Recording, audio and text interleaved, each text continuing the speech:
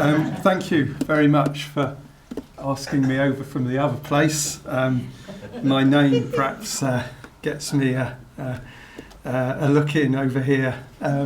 It's very, very kind of you. I mean, obviously I was going to talk about coins in some capacity. It's almost unavoidable. But when I was asked to speak, I thought it's the Société. It's a celebration of the Société. So let's look at a particular type of coinage, which in the numismatic world is totally associated with one of your very illustrious past presidents, Major Rybot, Major Norman Rybot. So I'm going to whistle through 20 minutes about a particularly puzzling coinage that has puzzled me and others for a long time. Now, the sort of the genesis of this was the discovery of the Marcondry hoard in 1935, which until the Câtillon, until the second Le Câtillon hoard in 2012, was by far the biggest Iron Age hoard ever found. About 12,000 coins. We're never going to know the exact figure because undoubtedly some of them got sort of taken away by sightseers and were given away and left on the side of the trench and all sorts of reasons like that. But roughly 12,000 coins. And Major Rybot, Norman Rybot, who was at this time just coming up to his 60th birthday, I think, just before he was 60, got hold of the coins and spent a long time studying them. He produced this remarkable report. He was a brilliant artist. There is no other word for it. As part of the report, he drew about 180 illustrations of the coins. He goes into some detail in the report about how he actually did it. He blew them up, traced them at 4 times actual size or something, and then reduced them. So he did about one a day for 6 months, which, given as I get closer and closer to 60, how my eyesight seems to diminish on a daily basis, can't have been very good for his, I don't think. But he produced these fantastic illustrations, and they have to be, we look at them now in a slightly different way. They are, how can I put it, they are sort of scientifically, they are numismatically problematic, because what he was doing was, as he says there, he's sort of combining features that he could see on different coins. So when it comes to actually talking about individual dies, as people like me do, we start running into problems, because these are sort of almost like best of illustrations. They're not absolutely strict representations of individual coins by and large, and that creates a sort of problem in the study. But they need to be appreciated and accepted as absolutely beautiful works of art in their own right. What he was showing primarily were statas of the Coriosolidae, and they formed almost the entire contents of the Marcondry hoard, almost all the 12,000. And there's examples of the actual coins in the what are widely recognised as the 6 classes, 654, and then 132 is the rather confusing chronological order of them. But as well as those nearly 12,000 coins in the hoard, there were 8 coins that Major Rybot singled out as intruders, because they were clearly different to the bulk of the coinage. And some of these, about 3 of them, we can sort of take away from what I want to talk about in the next few minutes. The 2 on the top are probably coins of the Biocassies from Bayeux or the region of Bayeux in Normandy, and the bottom right, the attribution is problematic of these, but the Abrincatui around Avranches is the one with the lyre on its cheek at the bottom right. So we can, actually I've got a map just to remind you where we're talking about. We can take away those 3, and that leaves the 5 intruders, Rybot's intruders. And they, as I've described there, they usually got the head facing right, usually with a boar up in the hair, like here, but just occasionally with a lyre in the same place. And then the human-headed horse, which is a absolutely dominant feature on the Iron Age coinage of Armorica, of Brittany and Normandy, throughout most of the late Iron Age period. And beneath it, the lyre in a vertical position. That's the thing that really sort of differentiates this little group of coins from all the others. Now, when Rybot was not, as he freely admits, he wasn't sort of trained in archaeology or numismatics. He was looking at these things from an artistic perspective, by and large, and he certainly didn't look into the sort of antecedents or any previous work on these particular coins. He just classified them as intruders. In fact, they had been recorded for quite some time previously, before Rybot got his hands on the Marc-André examples, and one of the earliest sort of useful Celtic works on Gaulish or Celtic coinage, Le Loul, published in 1840, he has what is clearly an example of the Rybot intruder, or one of the Rybot intruders type, illustrated back then.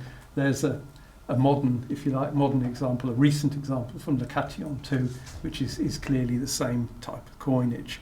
So Le Loul had seen one somewhere. He doesn't give a provenance for it by 1840, and in 1864, a chap called Edouard Lambert, who published his Essai sur la numismatique gauloise. There'd been an 1844 volume, and then, rather confusingly, an 1864 volume with exactly the same title. He had other examples. He had two quarter staters, the smaller ones, and the stater. And in this case, he had a couple of fine spots near Saint-Lô in the department of Manche. So they were known, but not known at all well. The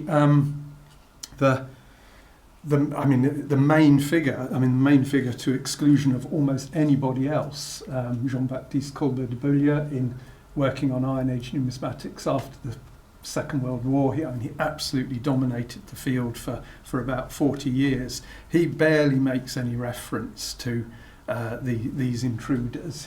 He talks of them as the coins of the Armorican people next to the Société, and attributes them to the Unelli and the Abu Katui. And that's just about the only time he ever mentioned them. They have turned up elsewhere now and again. There's one in the Musée de Bretagne in Rennes that's been there since 1949, but without a fine spot. And Parisian dealers, CGB, had one for sale a few years ago, which somewhere on there says this example came from the old stock of a Belgian dealer, but no further information on its fine spot. So they've really been a bit of a mystery for quite a long time, since sort of well before Rybot saw the Marc-André ones, and up to very recently. I'm sure most of you have seen plenty of pictures of this by now. The Câtillon too gives us a sort of renewed opportunity to look at these intruders in a bit more detail, because there are about 100 of them, just under 100, 71 staters and 27 quarter staters. I'm gonna ignore the quarter staters, really just focus on the staters for the rest of this talk.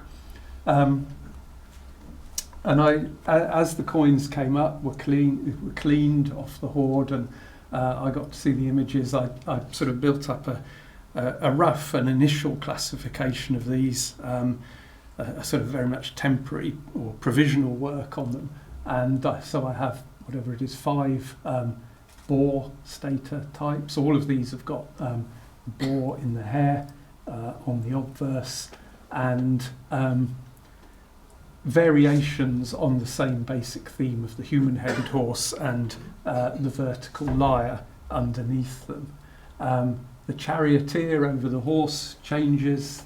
He's, I'm not going to say realistic, but perhaps slightly more realistic on type A at the top, and then type B becomes very much more stylized. Interestingly, Rybot referred to the charioteer as having a robotic appearance, which is a very early use of the word robot that he used to describe how that coin looked.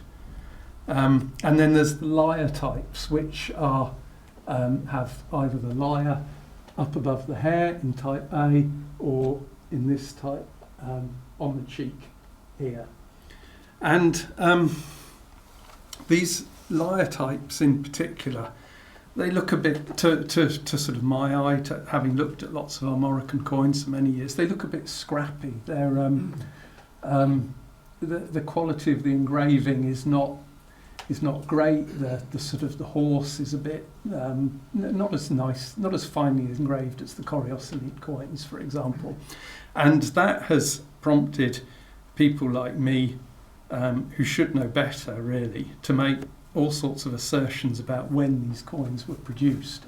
And this is what I said as long ago as 2019, which I would now say is almost totally wrong in almost every respect.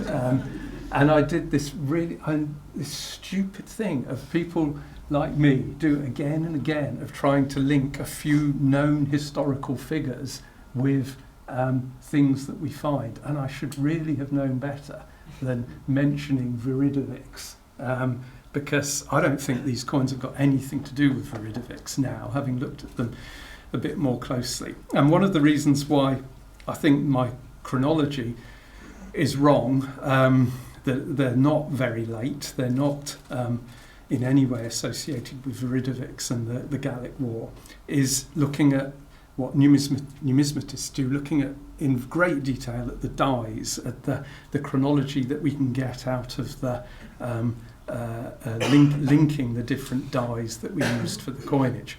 And we've got to do just a very brief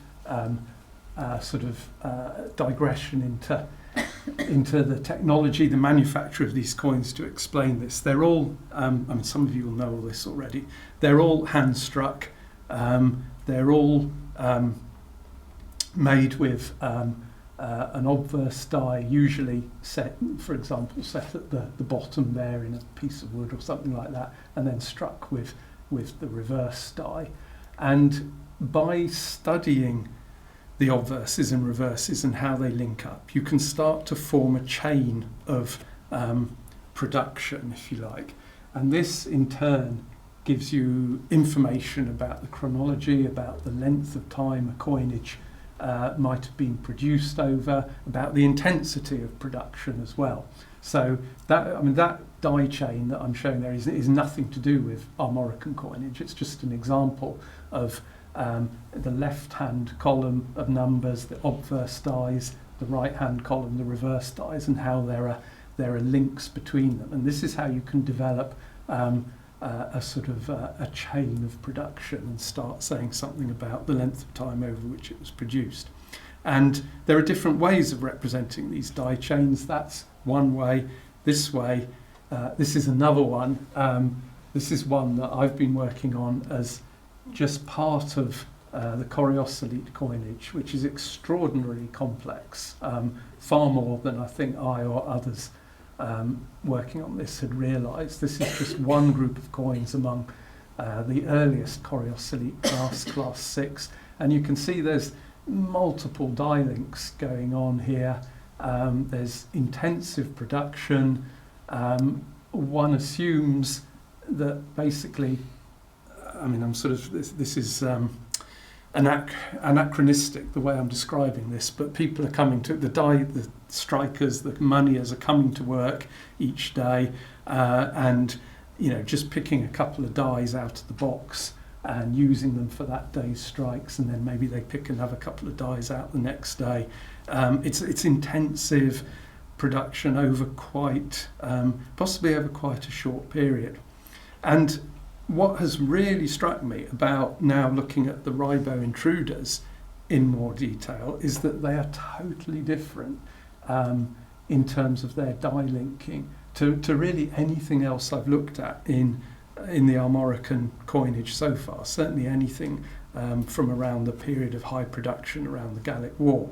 So instead of that sort of frenzy of links I just showed you for a Coriosolite class, here in board type A. We've got 9 coins, and they're all from different die pairs. There are no links at all.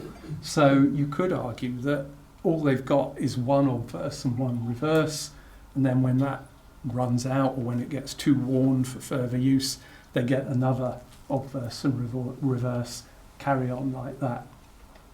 It's totally different to that frenzied production that we see in the Coriosolite coinage. And the same is true for the other classes of Rybot's intruders. There's a couple of links where an obverse is being used with 2 reverses on this one, but again, it's a very sort of slow, very very unintensive production of coins, and it's true, as I said, throughout all of these. That's a curious one at the top left, unusually with the head facing left, where the same obverse is used with 5 different reverses. Perhaps they didn't like that one for some reason.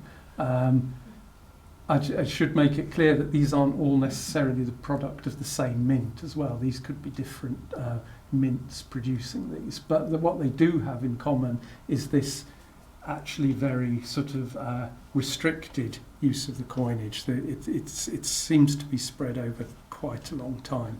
And the last couple of examples, the lyre types, they're the same again. There's just no links between successive pairs of dies. As I said, this is just something that I just haven't really seen in other Armorican coinages I've looked at. It's very different.